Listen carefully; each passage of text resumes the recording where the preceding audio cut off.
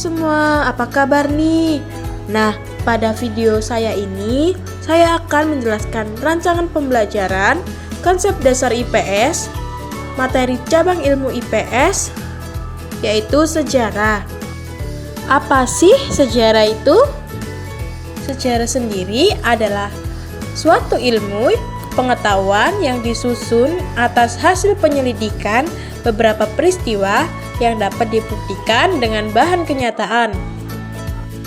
Nah, pada kali ini kita akan mempelajari sejarah tentang Tugu Pahlawan Surabaya. Tugu Pahlawan Surabaya memiliki hubungan yang erat dengan sejarah perjuangan kemerdekaan Indonesia. Untuk lebih jelasnya, kita simak yuk penjelasan berikut ini. Tugu Pahlawan Surabaya merupakan monumen yang dibangun untuk mengenang sejarah pertempuran Surabaya pada 10 November 1945. Tanggal puncak pertempuran antara arek-arek Surabaya melawan pasukan sekutu atau Inggris itu kemudian ditetapkan sebagai Hari Pahlawan. Tokoh yang menggagas dibangunnya Tugu Pahlawan adalah Dul Arnowo, Kepala Daerah Kota Surabaya periode 1950 sampai dengan 1952. Ia mengusulkan kepada pemerintah pusat agar didirikan sebuah monumen untuk mengenang peristiwa 10 November 1945. Dan pada 1951, pemerintahan pusat menyambut baik usulan tersebut. Maka secara resmi didirikanlah Tugu Pahlawan tepat di depan kantor Gubernur Jawa Timur, tepatnya di bekas gedung Kementai yang hancur terkena tembakan meriam sekutu dari arah pelabuhan Tanjung Perak.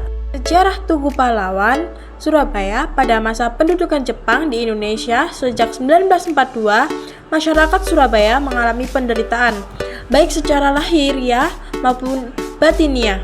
Propaganda Jepang gencar dilancarkan. Tokoh-tokoh Indonesia yang dianggap mencurigakan akan ditangkap dan disiksa oleh Kementai atau polisi militer Jepang.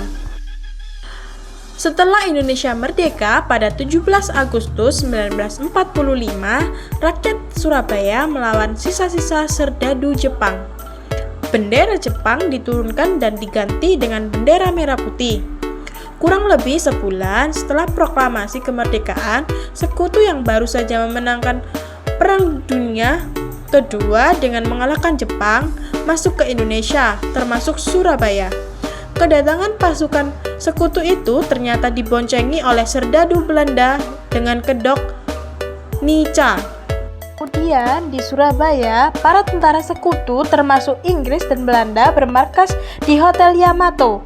Orang-orang Belanda pun mengibarkan bendera mereka di atas hotel tersebut. Hal ini membuat rakyat Indonesia semakin marah. Pada tanggal 19 September 1945 terjadi insiden Hotel Yamato. Arek-arek Surabaya naik ke lantai atas hotel untuk merobek warna biru bendera Belanda, sehingga tinggal menyisakan warna merah dan putih yang merupakan warna bendera Indonesia.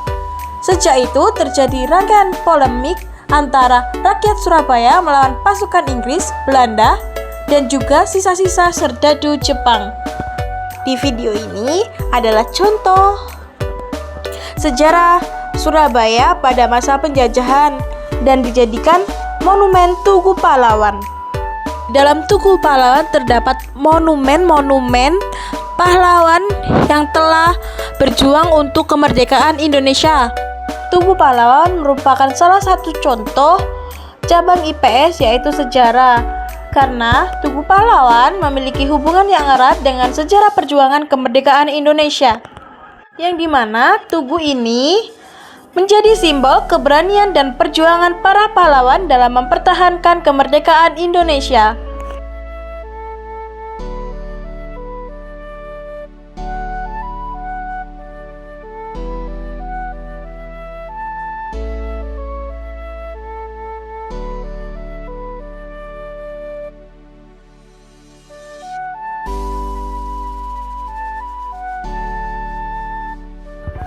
Di Tugu Pahlawan juga terdapat monumen mobil dari pahlawan kita, yaitu Bung Tomo yang dipajang di sekitaran Tugu Pahlawan.